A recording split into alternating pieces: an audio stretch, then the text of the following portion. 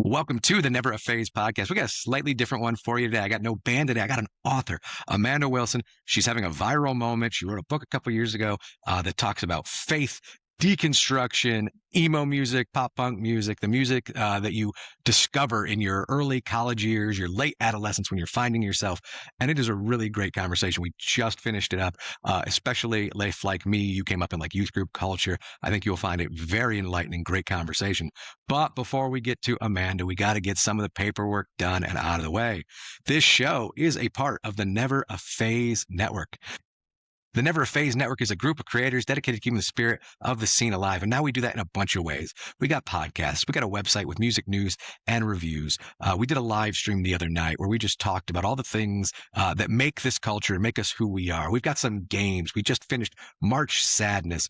There's just a lot of fun stuff. And if you grew up in the culture like I did, and if you're still in the culture looking for your new favorite bands, I think you'll like what we're doing at the Never a Phase Network. You can find us at neveraphasenetwork.com and Never a Phase Network on all your favorite social media platforms, TikTok and Instagram and YouTube. Come check out what we're doing. I mentioned the podcasts. If you like this show, please check out the other podcasts on the network, including Emo Kids Anonymous, the Wasting Time podcast, the Certified Fangirl podcast, the Imperfect Dads podcast, and the Ska Mailman podcast. All great people, all friends of mine, talking to amazing artists, talking to people living out their life, what it means to be an adult and still hold on to all the things that we loved in our youth and all the things maybe that we want to hand down to our kids as well.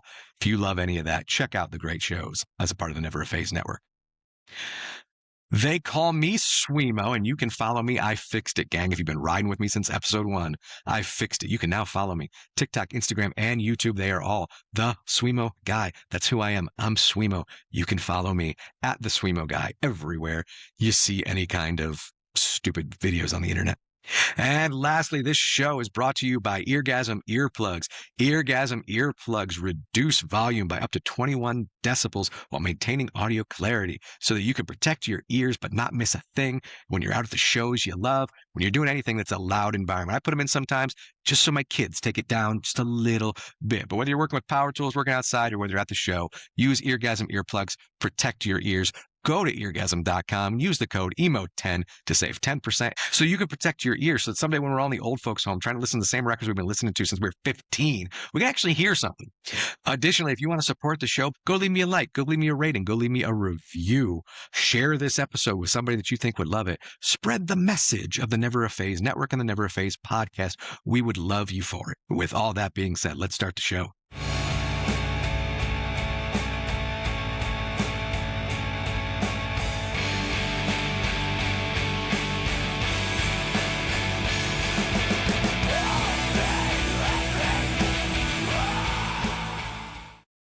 My guest tonight is an author recently celebrating the 2-year anniversary of her book, Mixtapes and Mixed Emotions, a story of faith, family, deconstruction, and music.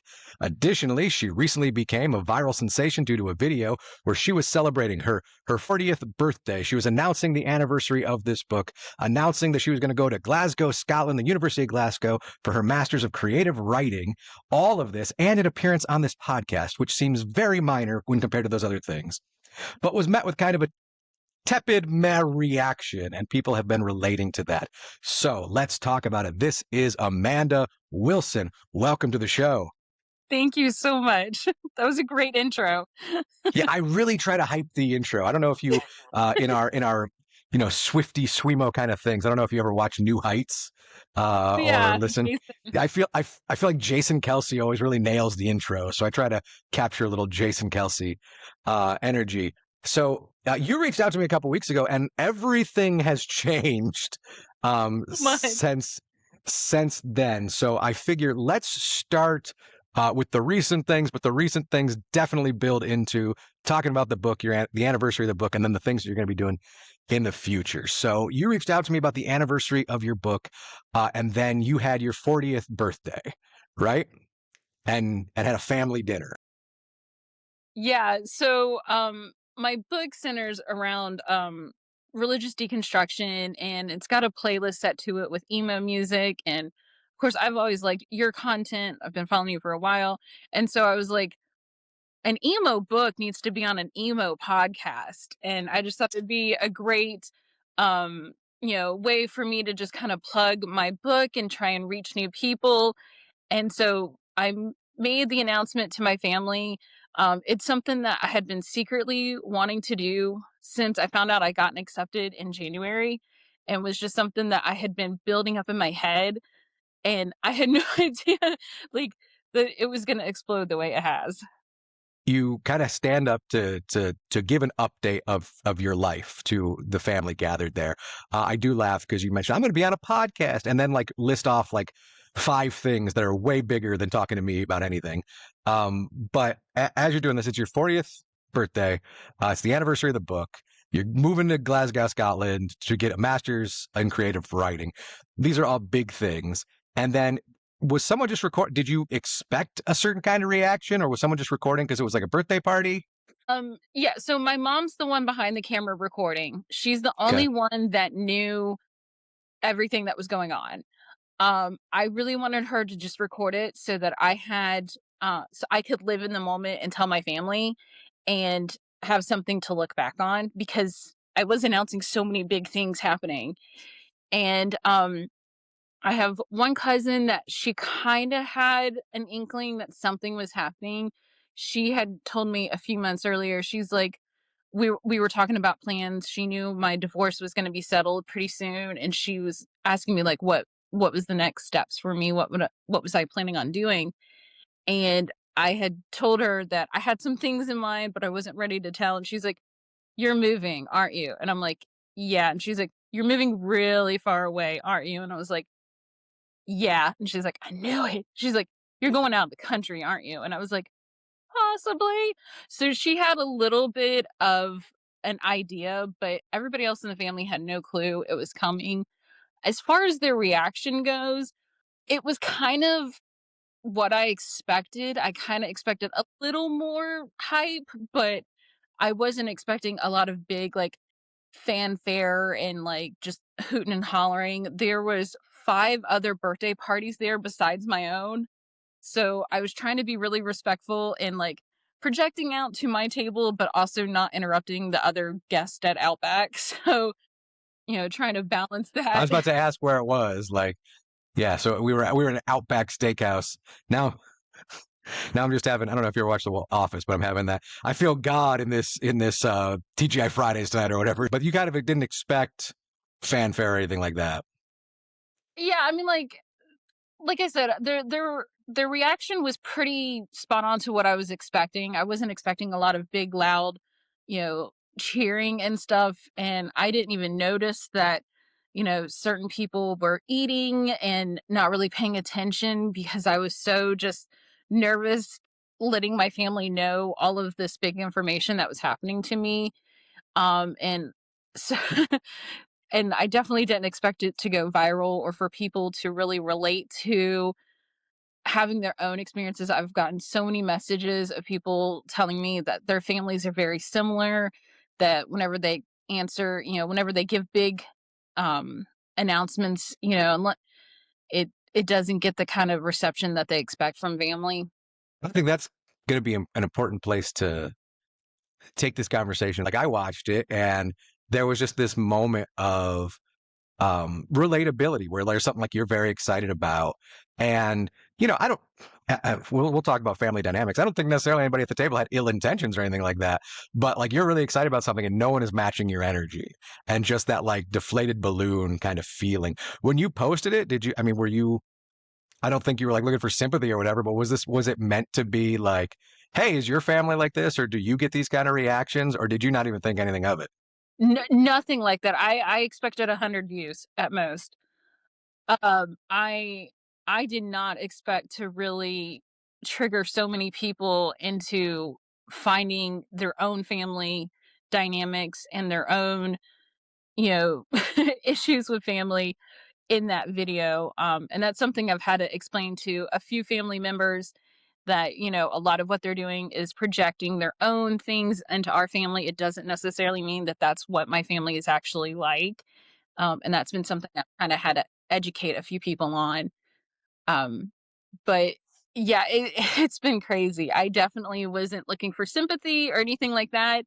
I knew I wanted to post the video as a way to be like, okay, now that I've announced it to my family, I can announce it publicly, that I'm Mm, moving to Scotland, those kinds of things. But everything else has come afterwards. You can't plan. You can't plan for it. right. I mean, literally, I'm here because I made a stupid video in my kitchen one time that got, a million plus views, and everything has just cascaded from then. I'm just like, okay, what am I gonna do next? Riding that same sort of adrenaline. But yeah, what were some of the? I mean, what are the reactions like from people? Whether it's reaching out to you, whether it's sharing experiences, like, is there anything that anyone said that like really stuck with you and be like, oh, I didn't intend it that way, but I'm glad you're confronting that or anything like that? Um, I think one of the things that I've really noticed, and especially being a Southern person, is we tend to only celebrate women when they are getting married or having a pregnancy.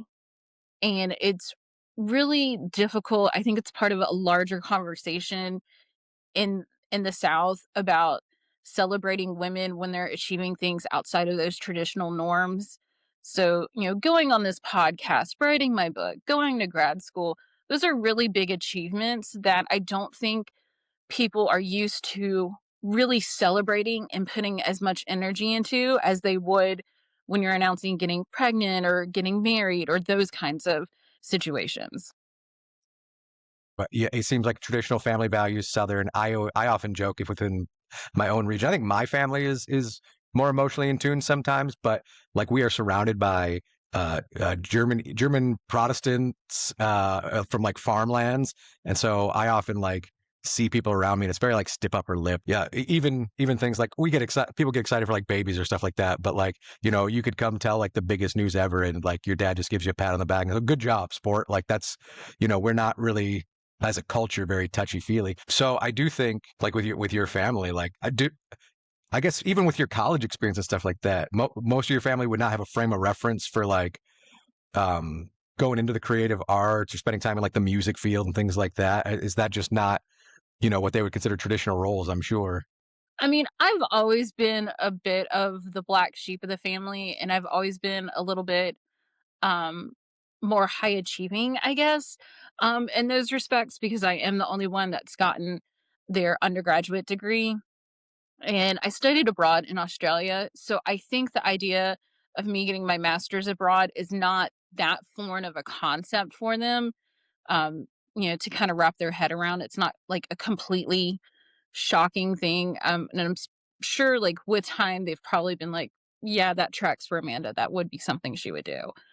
Um, so I'm gonna flip the script though and give you and your family here some chance for redemption, because we did talk off air that you've done a couple interviews now, and people have been very critical of members of your family, things like that. That is a snapshot of whatever it is, 30 seconds a minute of a family dynamic. Has anyone after the meal or maybe later that day or whatever, do you feel like your family is maybe like caught on after a time to digest? Has anyone reached out and said, you know what, we are proud of you or anything like that?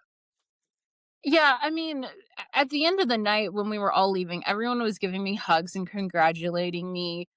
Um, I had some family members that were a little sad at first because they just didn't want to see me move away.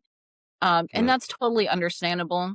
And I get that, especially since this time around it's going to be a full year. It's not just going to be, a few months like it was when I was in college. And so I think though everyone is genuinely happy and supportive of me, but I think some people are just like you mentioned, they're just kind of reserved in their reactions. They're not very animated. Like if my dad was still alive, he passed away 12 years ago, it would be completely different because my dad was my biggest cheerleader and he would have absolutely hoot and hollered. He would have had the entire staff standing there waiting so they could hear it too. Like he would have gone full fanfare. Like he was my biggest cheerleader. But I think the family that was there though, they were very happy and supportive of me. I think they just didn't be very expressive about it. Let's start unpacking some of that and how it relates to the book. First of all, I saw some videos from the a viral video connected to that that people are buying the book, people are supporting you. So once again, strangers who are relating to this sort of experience have said, "Oh, well, I'll buy the book and I'll get excited. I'll be your cheerleader right now." What's that been like in terms of watching? A little. It was an independent published book, I assume, and a little indie book start to pick up. How's that been? That's probably been, like, the biggest blessing of them all. I've sold over 100 books now, and I think before this went viral, I'd sold maybe 25 copies, Wow. mostly to friends and family, so this has been really just amazing, and I've been telling myself for years, even when I was writing it and the past few years, that I've just been trying to kind of put myself out there little by little. um, I know I wrote something that a lot of people will relate to, especially millennials. And I know that, like, if I can just get that kind of initial group to just take a chance on me, it will just kind of spread word of mouth. And so this initial, a group of people that have bought my book, sight unseen, I'm so thankful for it, and I'm so excited. I've gotten a few reviews already, or just messages of people really enjoying it and relating to it. So that's been just so amazing to hear. And that, I mean, that ties into like our music narrative and our music industry narrative. There are a lot of bands sometimes, there are underground bands that don't get their shot, and you feel like, man, why is this like a secret kept? Like, why? How are other people not finding this as well? So this is, yeah, well, it's a step up for you to have, like, this is, everyone's going to see and hear my art, or at least some people are going to see and hear my art, and will that grow, especially as you then go into studying more about creative writing, and we see what comes next. The book, which has a lot of touchstones for me, mixtapes and mixed emotions, right? There it is, right there. Um, the book is written, I guess, with like the evangelical culture, the church culture in mind. Can you give us a real quick synopsis, and then we'll talk about how you came into writing it? Sure. Yeah, I grew up Southern Baptist, so that's kind of where the characters are, is in that kind of specific environment within the larger scope of evangelical. But the story centers around a girl named Hannah. She was born and raised in a very conservative Christian bubble, and she's starting college for the first time, leaving that very contained bubble that her parents have had her in. And while she's at school, she has a roommate who's a witch. She makes another friend who is Jewish, and they kind of start to really expand her mind and understanding on so many topics, both academically and, with pop culture, history, just all kinds of things. Back home, Ryan's been on the prayer list for over a year, and she has been attending this church but has never met him. And every time she asks for questions about why he's on there, what's his story, everyone's just really vague about it. And he's kind of been pushed into exile, and she doesn't know why. So once she finally meets him and gets to talking to him, they both kind of really relate to deconstructing this belief system that they have been born and raised into, and they find solace in each other. Cool. And I mean, that is a story that I certainly can relate to and think about. I mean, how much of that feels autobiographical to you? Like, how much are you taking your own life experiences? Did you have a college experience where you were exposed to different people? Like, what about this are you pulling from real life? There's quite a few. There's quite a few things that are either inspired directly by what happened in my life or very similar. One of the characters, Leah, she's the Jewish character I just mentioned. She is inspired by my friend Liliana.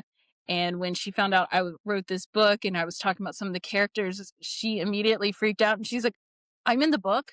What does it mean that I'm in the book? Why am I in the book? Is that a good thing that I'm in the book? Is it okay that I'm in the book? I'm in the book. I don't know what to do with that. What do I do with that information? And I'm like, Lil, chill down. Like, it's all good. It's all good.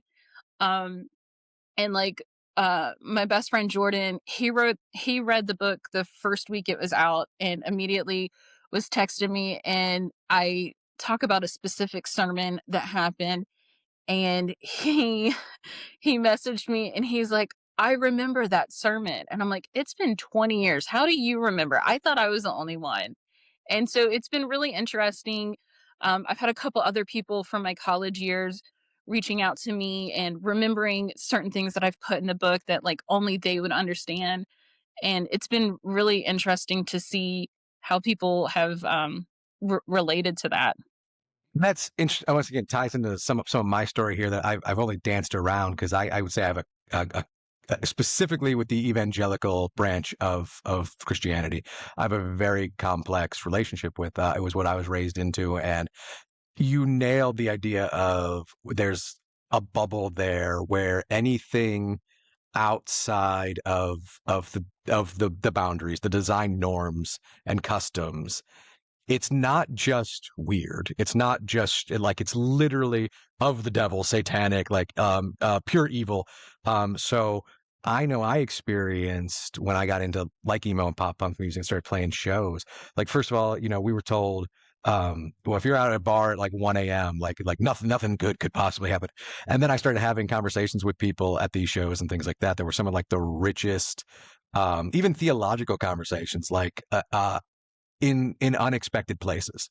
The same thing for me specifically. I remember one of my big breaks with the evangelical culture was over LGBT issues, because I was basically told, if you meet a gay person, they are so bound for hell and broken and things like that, and we have to send them, like, literally. I'm from Ohio, next to Indiana. We all know those stories.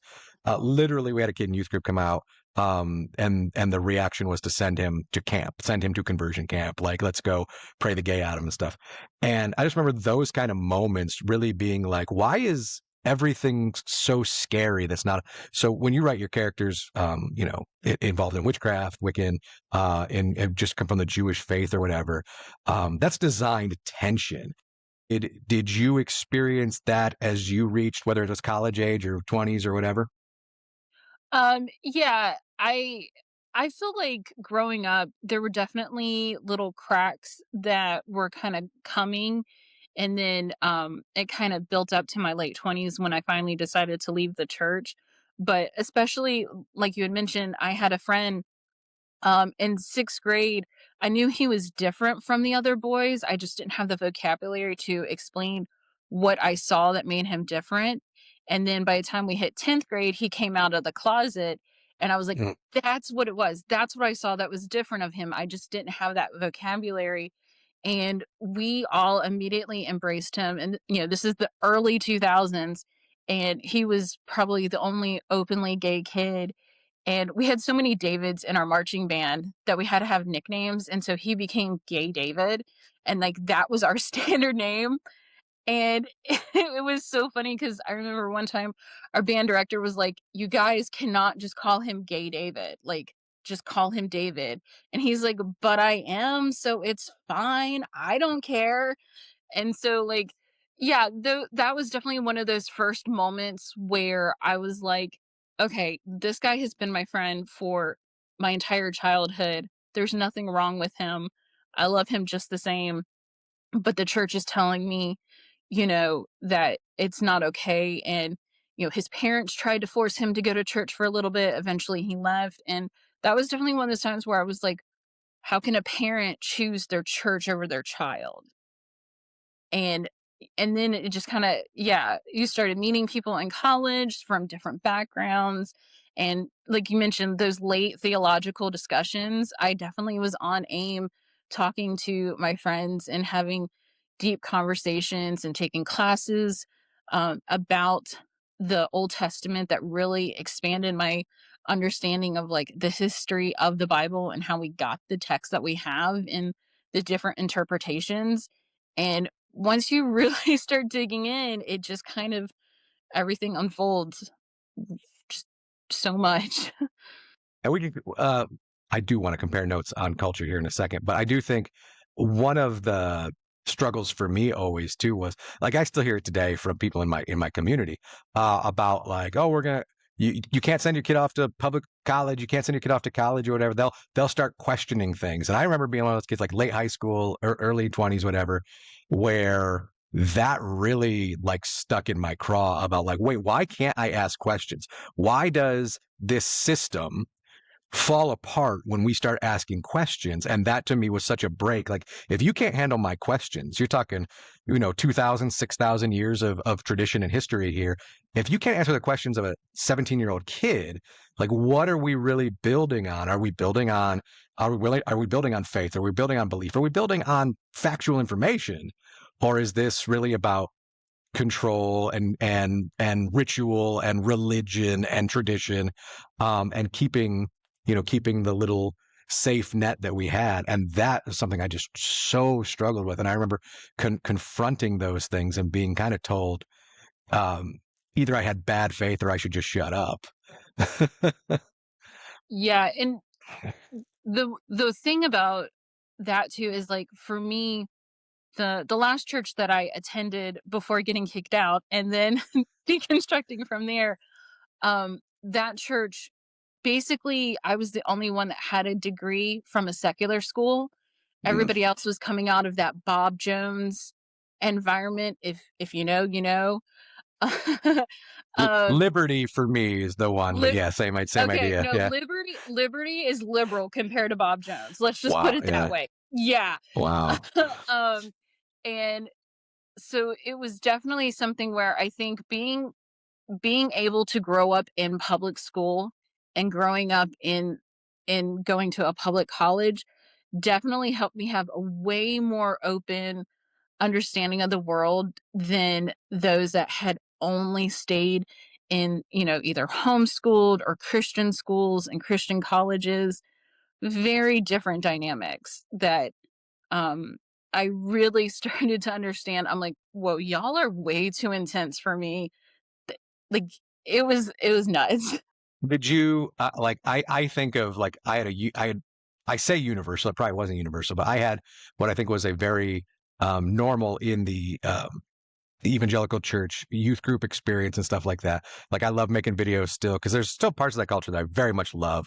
Like, just yesterday we were talking about like MXPX and Reliant K and things like that. Do you feel like you had a what I would consider stereotypical like youth group culture where you guys deeply invested? Like, 'cause we were there Wednesdays and Sunday mornings and Sunday nights, and you went to the True Love Wakes concert and conference. You went on your winter retreats and your summer mission trips and all that. Were you doing all that? Yeah, I was definitely, like, in middle school doing the sign language group to a bunch of people that could all hear the music. Um Exactly. Right. Yeah. Um, and in the book, I've kinda changed what I've called them. But yeah, in my college years, we had what we called a D Now weekend, discipleship now, I think Oh is what. yeah. Yep. And all the college kids would come back and we would be the leaders for the weekend. And My church always went to Fort Caswell in North Carolina, out at the beach. Um, that was a big thing. So yeah, I definitely grew up in that culture, and I was part of like a Christian group at my high school, and we had some local youth pastor at like 6 a.m. giving us a little sermon before school. It was nuts. And was there either um internally or something external that sparked it? Was there something then, once again, I'm talking all the buildup that leads to this book that you only wrote, or finished writing a couple years ago. But so there's like a 20 plus year run to get here. Do you feel like there was like a break moment for you though, of like where glass really started to shatter, or was it just the slow drip of new information? So, yes, there was a big moment that just really shattered the glass for me, and that was when my dad died. Mm. He had always been a big figure in my life to follow Christianity and being a spiritual leader. He was a truck driver all across the country, and he would lead. There's like little chapels all around the country for at truck stops, and he would lead impromptu sermons and would preach at all of these little truck stop sermons. And so, like, when he died, I was just completely shocked. It was something that we just none of us saw coming, and I started to really question God and wonder, like, how could this happen? And the church that I was attending at the time, the pastor was like asking me questions, and I wanted like counseling because I was grieving and I was in shock. And he was like, I feel like you're judging, like you're questioning God. And I'm like, yeah, I Yeah. absolutely am. I'm trying to like wrap my head around this. My whole world has just changed. And he was like, well, if you need counseling, you need to talk to my wife because you're a woman. I'm not going to talk to you one on one. And I'm like, "But your wife did not go to seminary school. You did. Your wife is not my pastor. You are." And that, along with a bunch of other things that had been happening, led to them kicking me out. And So when we you say took kicked out, you mean fully kicked out. like fully kicked out. Yeah, they kicked me and my husband out of the church. They basically they didn't like the way that I was grieving. Like within 2 weeks of my dad dying, they wanted me to lead some kind of like grieving council club, and I was Mhm. just like, no, like I need time. And I was working a retail job at the time, so I was missing a few Sundays, and it just coincided that like I missed 4 Sundays in a row, and they were like, "That's unacceptable behavior." I don't think they liked how little I was tithing because my money was so tight at that time too. It just so many things, and, like, my character This Hannah sorry, with my church history, this is just so so on the triggering, I nose, know. stereotypical. Like I've heard this story. Like obviously it's your story and it's important, but I've heard stories just like it 100 times. Sorry, go ahead. No, no, you're fine, but yeah, but, like, getting to this book, and writing it, one of the things that I really one of the things out of all of the religious trauma for me personally was the purity culture aspect. The true love waits ring. I think I made that pledge when I was 10. I don't think I even really understood what sex was at that time, but I took it very seriously.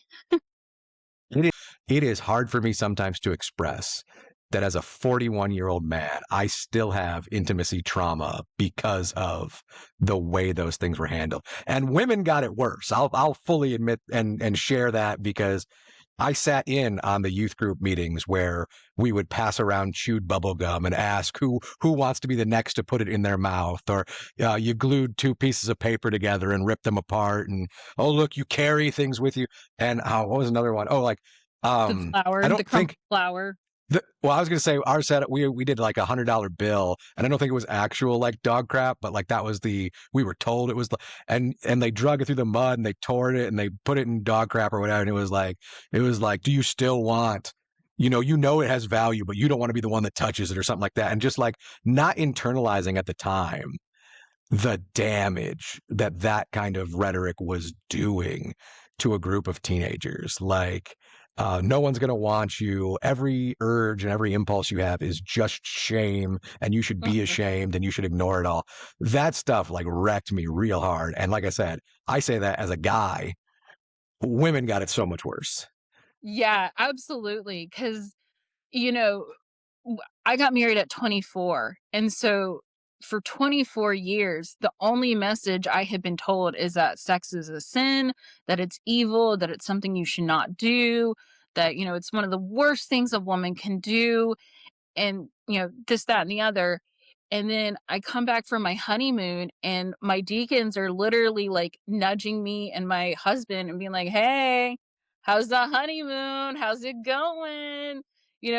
When you're gonna have a baby, you practicing? And like, I How's the couldn't honeymoon?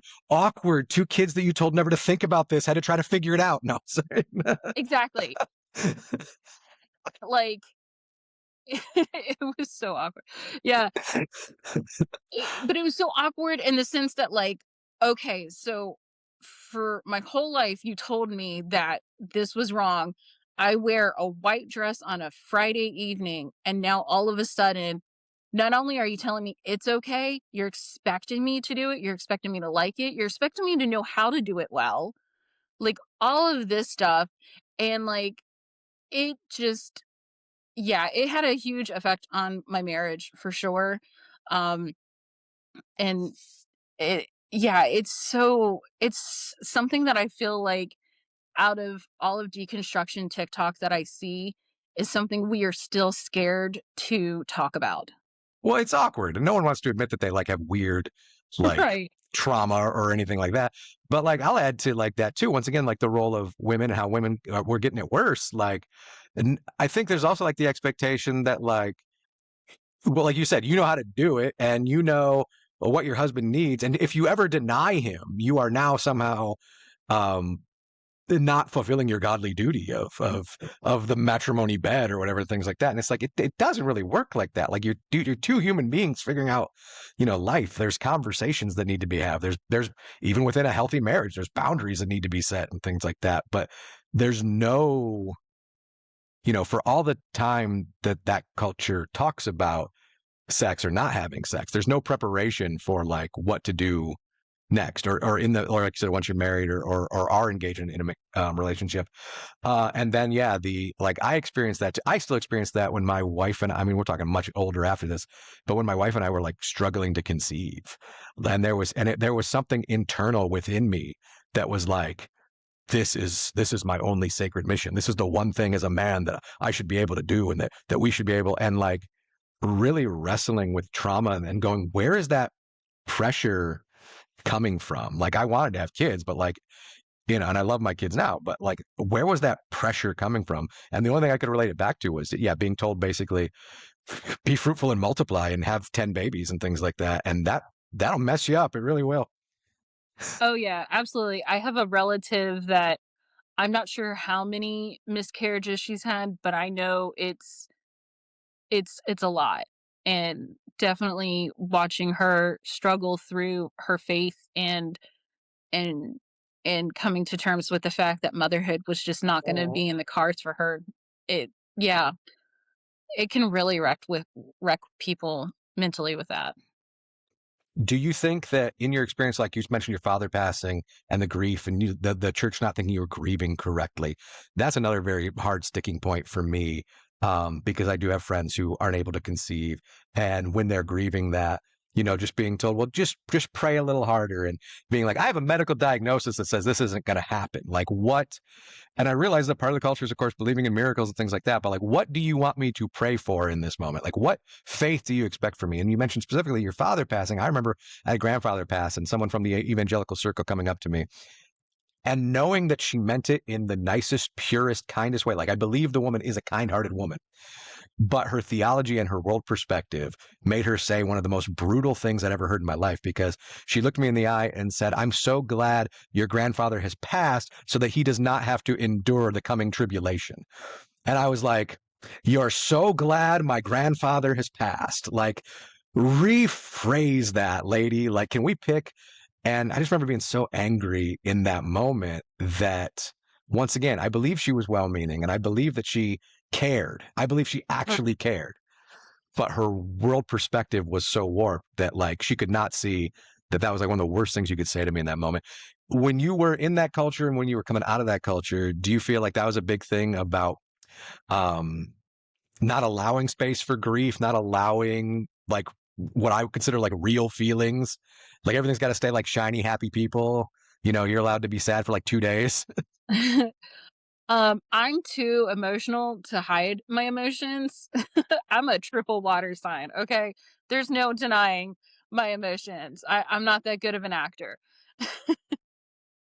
Oh, But yeah, I think, the thing about grief is that it's been 12 years and there's still moments where it's like it happened yesterday. absolutely. Um, and like with my book, my character Hannah is inspired by my own story, but also my best friend Angela.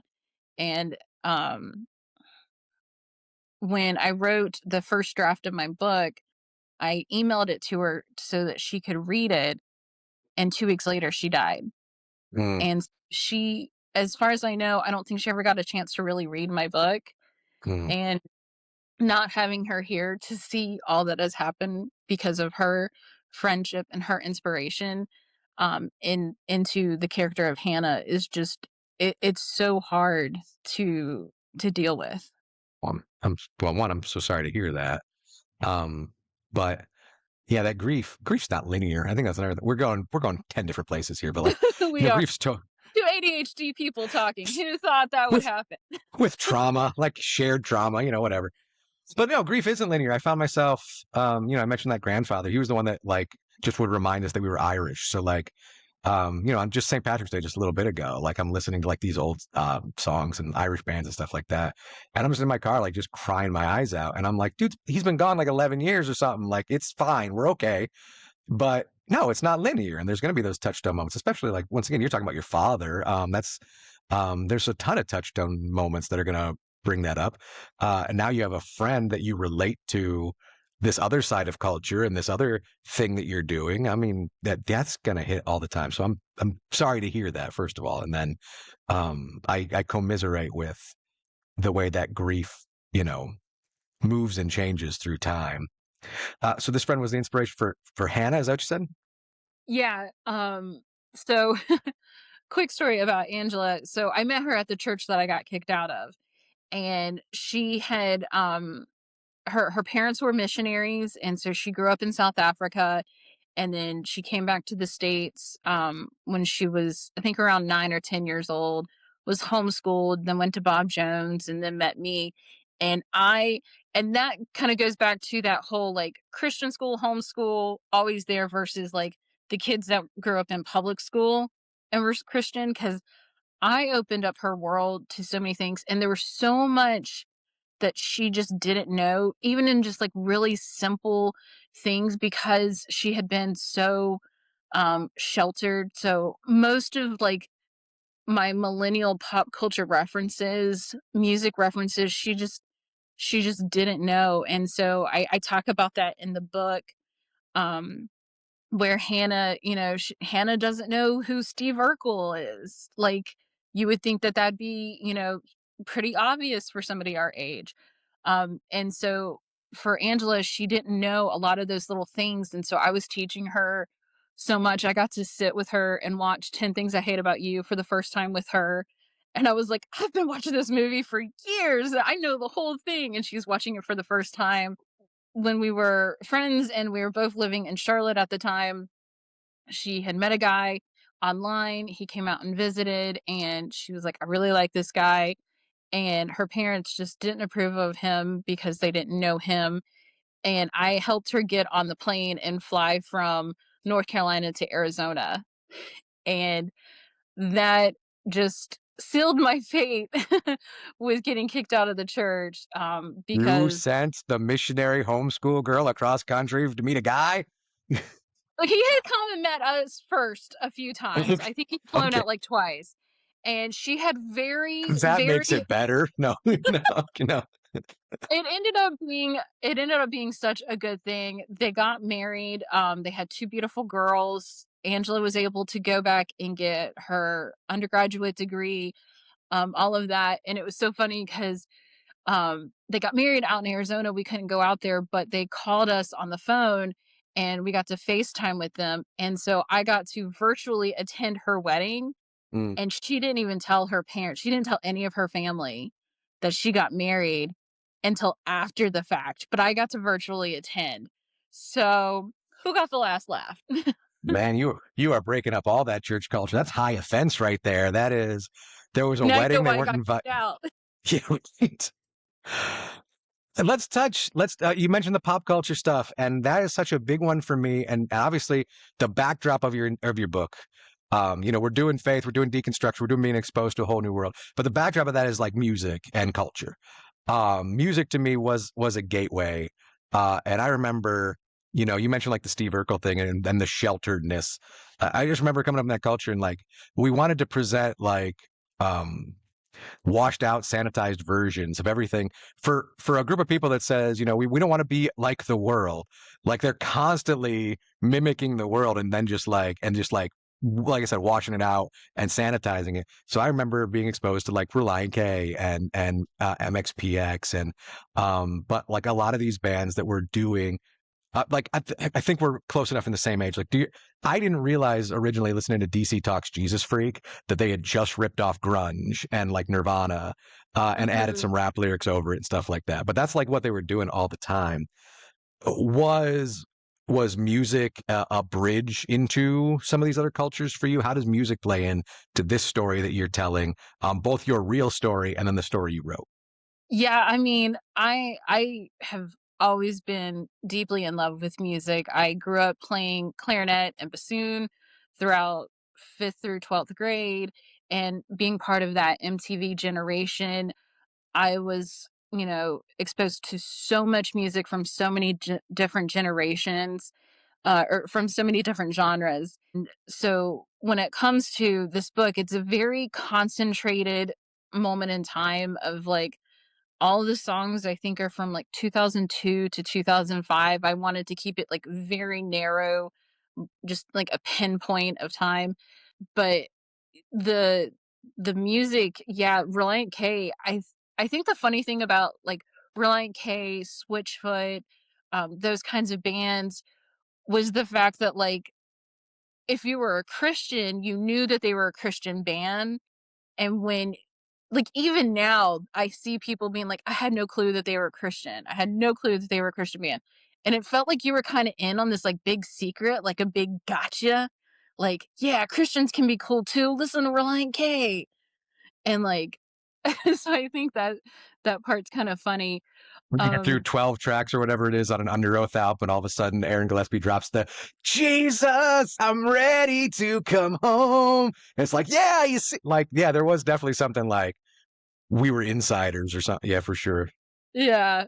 I mean, I remember, Vertical Horizon song, "She's Everything You Want, She's Everything You Mhm. Need." That one, um I heard it on the radio, didn't think anything of it, I knew it, and then, like, I went to a friend's church in, like, high school, and they were playing it as a worship song, and I was like, What is I had happening? never put a religious lens on this top 40 hit. No, that one I think escapes me, but yeah, Switch. I was actually just talking to someone because they made that exact same claim. One that they didn't find out until later that Reliant K had been a Christian band. And for someone who like I found bands I fell in love with, and I was always going back to listen to their back catalog, and I'm like, oh, so you never made it past? You were just like, because everything before that, like maybe two lefts don't make a right, like maybe, but like if you get Anatomy and Tongue in Cheek, like it's blatant.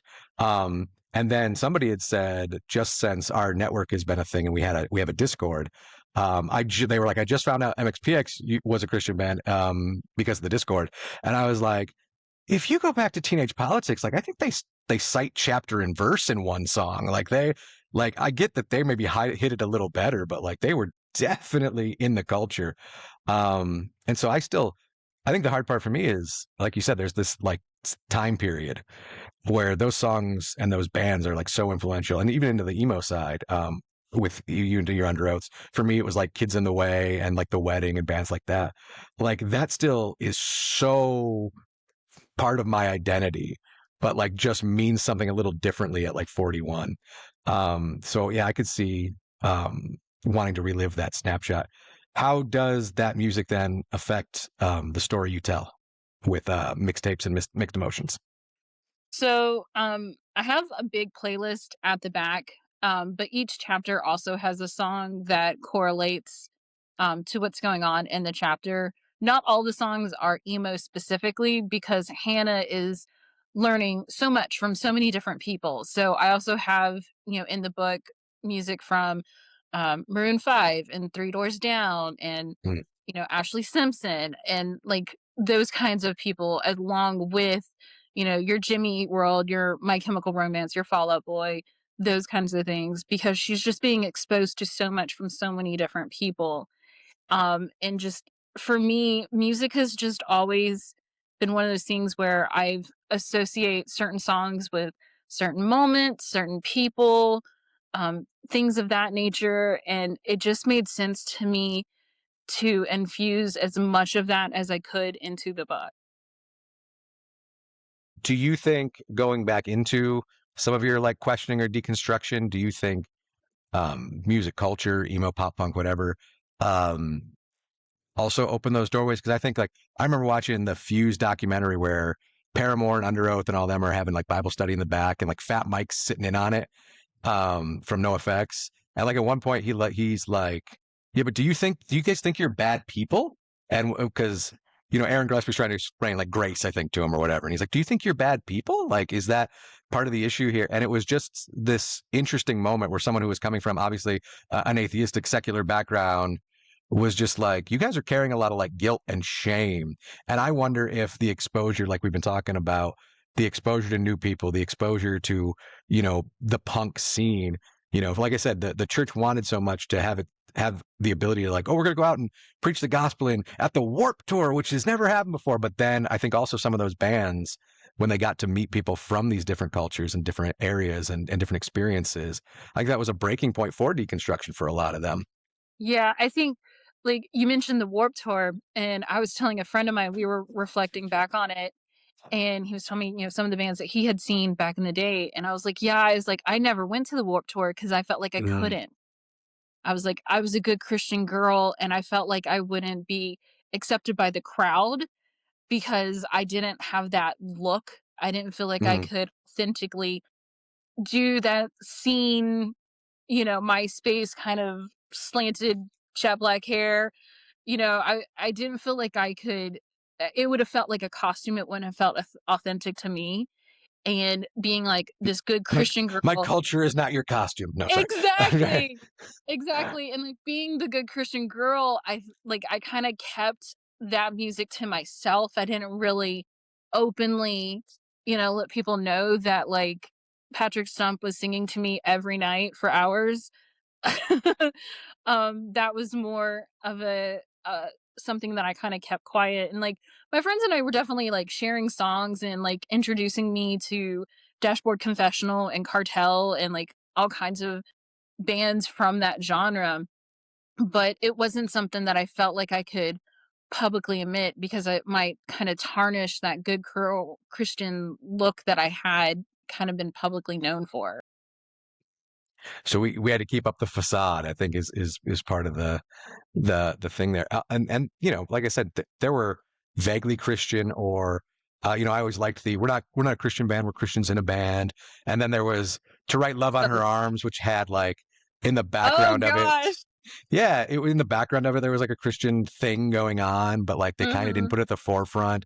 So I do think like, yeah, we were invading these spaces, but I also think that like that led to a lot of conversations that do lead to deconstruction. And I always say too, like, sometimes when I think about the changes to my understanding of the Christian faith or anything like that, is um, is so much of it was like what we were taught in those youth groups and what we were taught to understand. When we then tried to put it in practice, is when a lot of us either got kicked out or left or whatever, because we were trying to show love, we were trying to show grace. And then it was like, no, don't do it like that. I often joke, like you'll see there. I know there's memes on like TikTok or whatever, where it's like, what radicalized you? And my answer is always like, I don't like Jesus, like that, like being exposed to church. So when people now think about like, like I said, people in my surrounding community or people who interact with me are like, "Oh, you grew up in a conservative evangelical family. How did you become the way you are?" And I'm like, "Because of the stuff you guys taught me. Like when I applied it, it made the world go a different way for me. And then my break and struggle is how do you not get to the same place I am if you're applying these same principles?"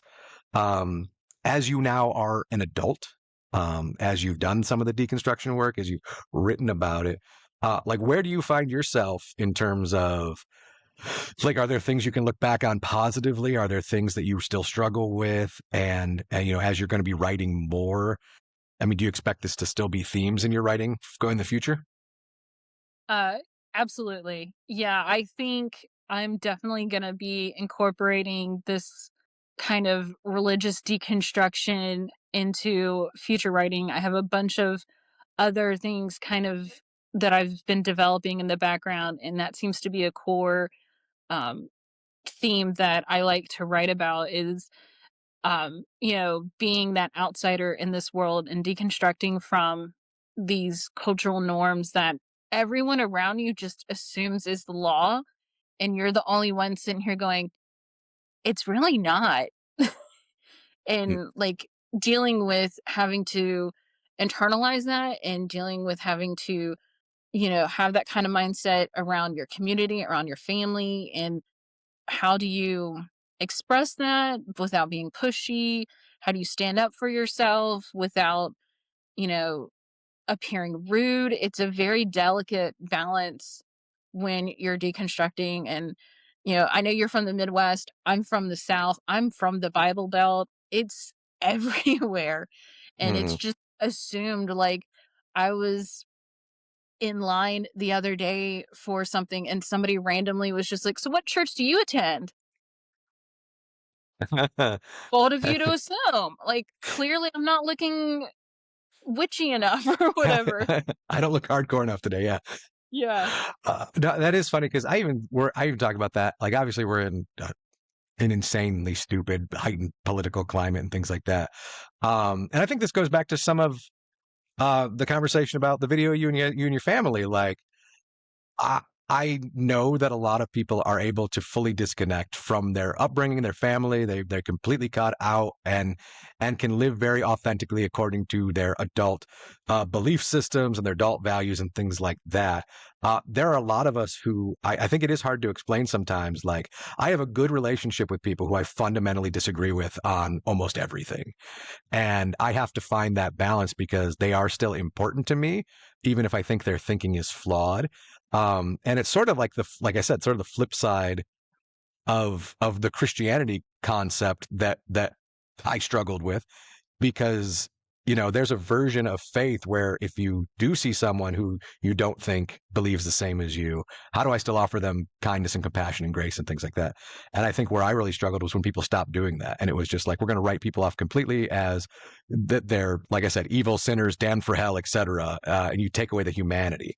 I struggle, but I really still try in my new perspective to look back on the people coming from where I was and be like, okay, they are still humans and they still deserve love and compassion and grace. And how do I expose them to new ideas? And how do I further the conversation without just writing them off as pure evil? And that it's a delicate line, especially today when, like I said, everyone gets very compartmentalized and you go here, I go here. Yeah, and I think, it's one of those things. I don't know if you've read the book Educated, by I'm I not in that can't one. her name's Tara something, I can't remember her last name. But she was raised in an extreme Mormon environment, and her story is just absolutely incredible. But at the end, she basically talks about how they weren't homeschooled, they were no schooled. Like, Mm. they weren't allowed to really, if they wanted to learn how to read and write, they had to do it on their own. Otherwise their parents were putting them to work. And when she finally becomes like an adult in her late 20s, she comes to the realization that the people that have left the religion, that have left the cult, that have left her parents, are the ones that had the college degrees. And her siblings that didn't, that had a high school diploma or not even that, all were still sucked into that small environment. And so, yeah, it's definitely talking about like the larger political environment of everything, the education of learning from different cultures, from different points of view, and also just the literal history of how everything has gotten us to this point really just is it's what liberates you from the confines of how Christianity can be so controlling. And then there's also a lot of really progressive Christians, and I'm in awe of them for being able to still have a faith and publicly announce it in this kind of environment. Because for me, after I had been kicked out of church a few months later, I decided to try and go back. And when I stepped into that church, it was like a veil had been lifted and everything just looked fake to me. The production looked fake, the pastor looked fake, the people greeting me and being like, "We're so happy to see you." Like, "Welcome." I was like, "It's all fake. It's all a production. It's just make believe. It just kind of ruined any chance I had of maintaining that faith that I had been raised in. What do you want people to take away when they read your book in terms of whether it is, the music and the culture, whether it is the faith journey and deconstruction? What do you want people to take away from your book? Um, I'm hoping that I feel like there's going to be two types of people that are going to read my book: those that are going to feel seen and those that are going to learn something. Yeah. For those of you that are going to be seen, you're going to be able to find yourself in Hannah's story and Ryan's story, or some of the other characters, where you're choosing, do you choose independence and love and friendship, or do you choose this, conservative, controlling environment and family, and it's safe? Or and like so many of my friends I know have had to have either no contact or limited contact with their parents because of how they've deconstructed. So I feel like in that sense, a lot of people are going to really find themselves in the characters. But on the flip side, if you're not, if you don't feel seen, if you don't really relate to these characters, hopefully it'll help enlighten you to better understand those of us that do, and why we feel the way we do, and how we got to those decisions. So I'm hoping it's a mix of both. Real quick, I want to talk about your future because you had the big announcement, yay, cheers, whoop de doo. But like you're going to Scotland, University of Glasgow, creative writing. What made you want to do that, and what are your sort of expectations of that program as you go for a master's in creative writing? Yeah, so when I wrote Mixtapes and Mixed Emotions, it was basically just a way for me to test if this was something I could even do. I just wanted to see if this was something that I had the ability to kind of make a reality. And I loved the process so much, and I enjoyed writing. And then it was like my brain exploded with creativity in ways I hadn't had in years. And so I decided I wanted to go back and get my master's so that I could really just hone my skills as a writer, and also be able to make better connections through a university setting to find those kind of agents, editors, publicists, those kinds of connections. So that is why I decided to go back and get my master's. And then specifically why I chose Glasgow and Scotland, I just wanted to get out of the country again for pretty obvious reasons, but also I just really enjoyed being able to learn so much in my undergrad when I was in Australia, that I wanted to do that again and just be exposed to people from all over the world. And right now, my current setting, I just don't have that kind of community. So I'm going somewhere new where I can find that community. Hmm. Well, obviously, we hope that pans out, and that this was the book that you wrote that we're celebrating the anniversary of. But there's another one coming down the pipe eventually here, and we'll have to be on the lookout for that. I like to end my time with guests asking some goofy questions about like the scene, your history with the scene, what you relate to, and because this is sort of the church and deconstruction side, I tailored a few of these to that. So, what is the best youth group safe band? Reliant K, followed by Switchfoot. Followed by Switch. See, I never got so. What was that? Just the one album I really got into Switchfoot. I didn't get deep in Switchfoot. Reliant K was definitely my one. Like, and that one stayed with me for years because, uh, uh, it took them so long to like cross over into like mainstream like pop radio and stuff like that. That I remember like elementary church camp all the way into like high school and I think early college even rocking Reliant K. So, do you have a favorite Reliant K album?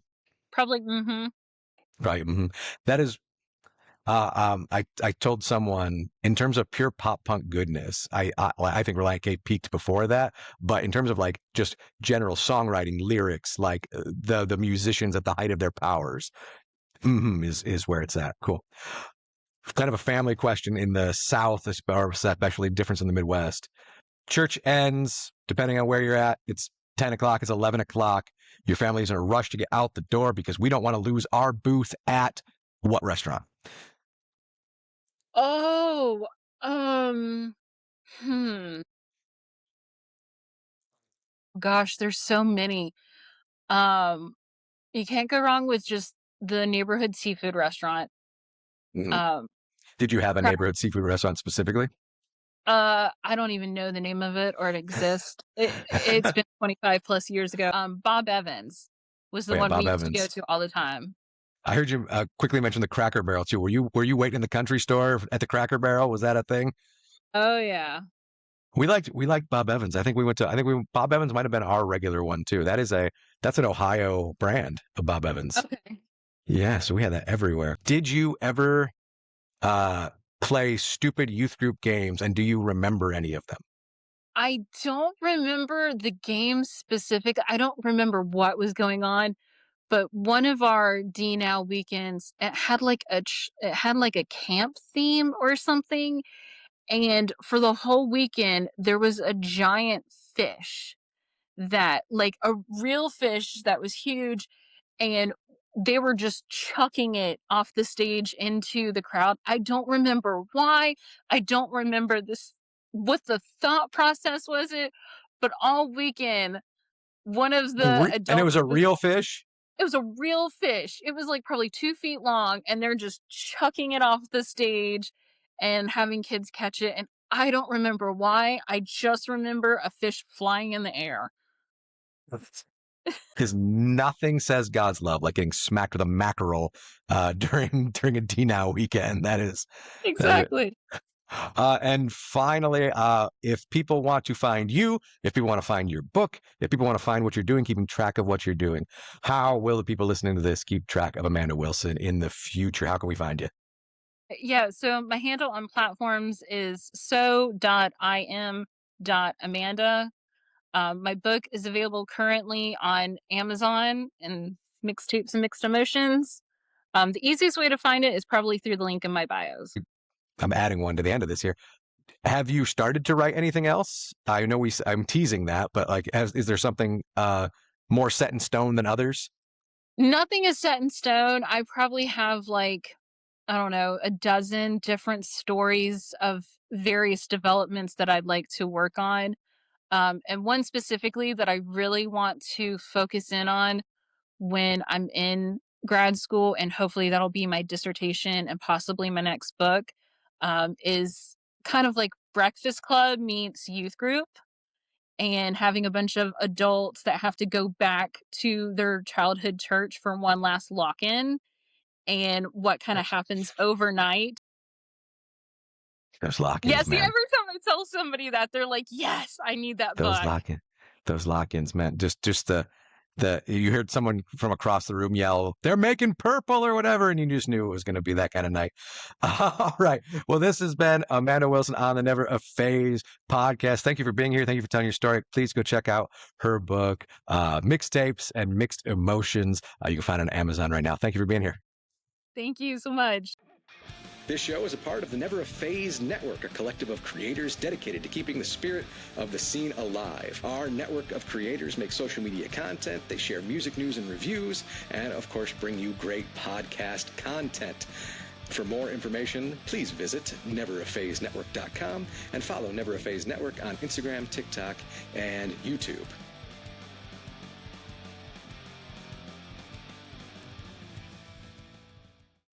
When you become a dad, you have no idea what really to expect.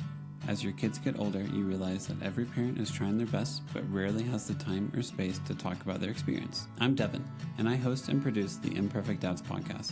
I believe every dad cares deeply about their family and needs a space to talk about it. Most of my conversations are with musicians, authors, social media personalities, podcast hosts, and everyday dads. I've even had on some of my favorite musicians, like Matt Pryor and Jim Suptic of the Get Up Kids, and everyone from Jason Isbell's band, The 400 Unit, Chad Campbell, Sather Vaden, Bill Johnson, and Derry Deborah. Parenting challenges you and expands your definition of love in ways you'd never expect. The Imperfect Dads is where dads go to talk about their mental space, hopes, exhaustion, and humor that's all part of the journey. Find the Imperfect Dads podcast on your preferred platform, and make sure to follow us on Instagram or TikTok at the Imperfect Dads podcast.